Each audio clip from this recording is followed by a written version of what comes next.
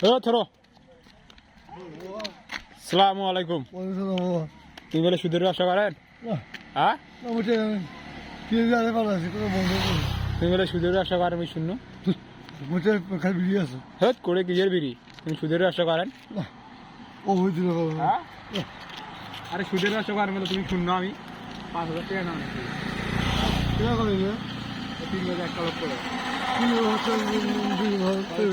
5,000 টাকা পড়ে গেল, লাভ দেওয়ার সেটা কর।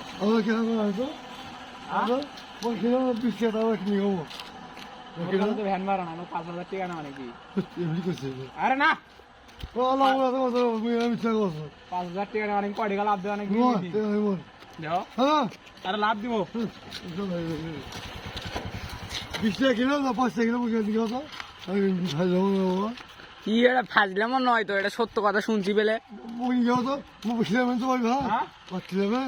আরে আমি শুনছি তুমি বলে সুদের ব্যবসা করেন, 5,000 টাকা না নাকি? লাভ দিব আমি